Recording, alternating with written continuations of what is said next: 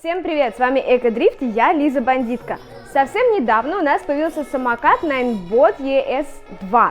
Мы уже показывали и рассказывали о его предшественнике, самокате ES1, и возникает резонный вопрос, зачем нужен еще один самокат от Ninebot? Чтобы ответить на этот вопрос, я предлагаю сравнить предыдущую модель ES1, на которую мы уже делали обзор, и ссылку на него мы оставим в описании под этим видео, вот с этим новым ES2.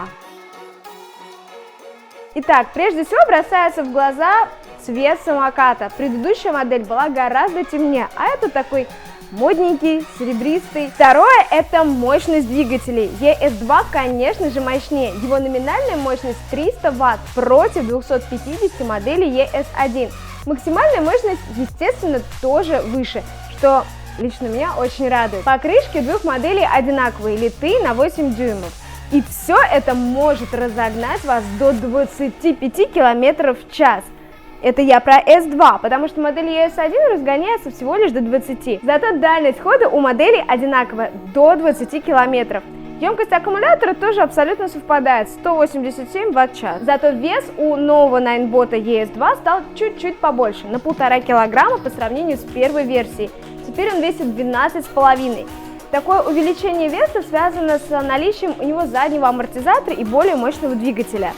Но так или иначе, он все равно остается относительно легким для подобных городских самокатов, что позволяет его удобно переносить. Эта модель прокатит вас, если ваш вес от 25 до 100 кг. В отличие от Ninebot ES1, новиночка имеет не один амортизатор, а два.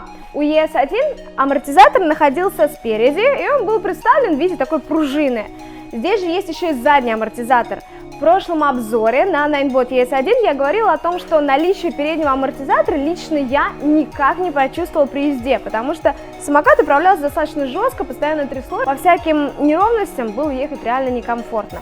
Здесь два амортизатора, и вот задний действительно обеспечивает мягкий ход. Я покаталась на Ninebot ES2 по брусчатке, такой достаточно лайтовый, но тем не менее самокат действительно управлялся очень плавно, и поездка была мягкой. Это было приятно. А вот по хардкорной брусчатке самокат все равно трясло, но в принципе требовать от него таких сверхспособностей было бы странно. Но важный момент я отмечу, что когда вы едете по такой достаточно грубой брусчатке, вы, конечно, по ней проедете на этом самокате, но задняя часть самоката будет постоянно о нее биться, вы будете слышать стук. Ну, в принципе, странно было бы хотеть от такого городского денди чего-то мощного и внедорожного. Теперь про ручки. У модели ES2 они сделаны из резины, и в отличие от ES1 они не имеют боковых заглушек. Теперь ничего не будет вываливаться. Сами ручки очень удобные для рук, они не скользят, но если вы вдруг попадете под ливень, то, наверное, уже будет не так удобно с ними. Но, с другой стороны, не надо кататься в ливень. Кстати, про ливень. У этой модели, как и у ES1, нет влагозащиты. Это важно. Но если вдруг вы хотите на всякий случай обезопасить свой самокат от влаги, то вы можете обратиться в наш сервис-центр. Если вам этого будет недостаточно, а вам, скорее всего, этого будет недостаточно, вы можете скачать фирменное приложение Ninebot, с помощью которого вы можете установить максимальную скорость для экорежима, также управлять круиз-контролем и узнать больше информации о батарейке. У модели ES1 было резиновое покрытие на деке. В этом плане здесь ничего не изменилось. Поэтому так же, как и в случае той модели, имейте в виду, что если вы попадете под дождь, она будет скользить, нужно быть осторожным.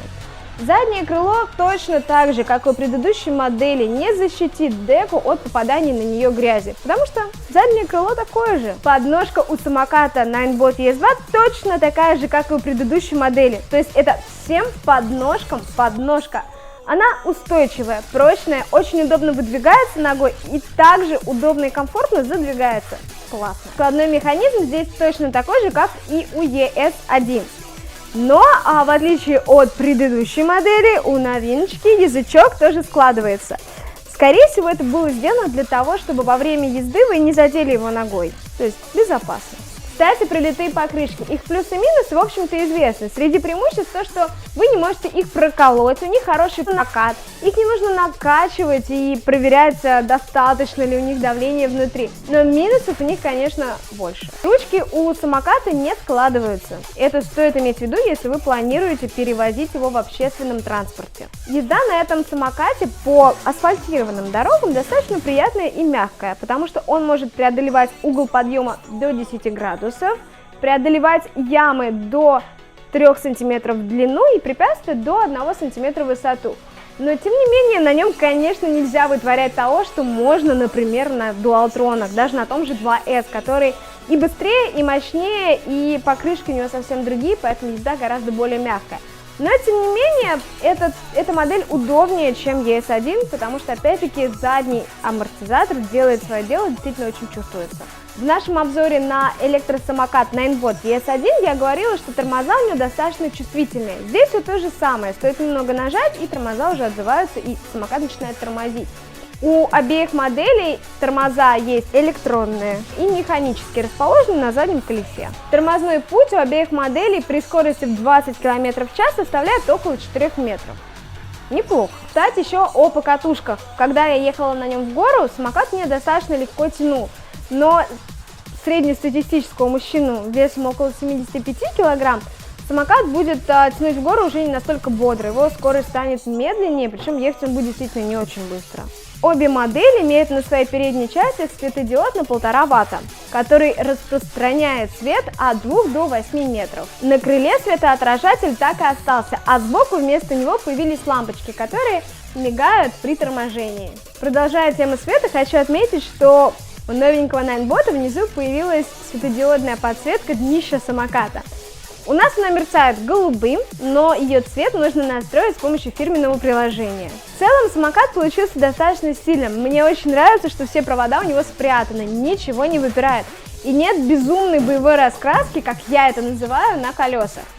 Помимо этого, цвет очень приятный, серебристый. Мне очень нравится. Габариты у новой модели ES2 такие же, как у ES1. Вы можете увидеть их в углу экрана. Если вы хотите посмотреть это подробнее, вы можете глянуть наш обзор на Ninebot ES1. Ссылка будет в описании. Электросамокат Ninebot ES2 неплохой вариант для передвижений именно по городским дорогам. Конечно, суперскоростей от него ждать не стоит, и в дальней прогулке я бы его тоже не взяла. А вот как вариант добраться до работы, Ninebot ES2 может быть вполне неплохим решением, потому что благодаря своему складному механизму его удобно сложить и расположить где-нибудь в офисе. Если вы привыкли к полиуретановым покрышкам на самокате, то на Ninebot ES2 вам может быть очень даже удобно. Но если вы, например, велосипедист, который решил пересесть на такой вот Ninebot, то я не уверена, что вам будет на нем достаточно комфортно.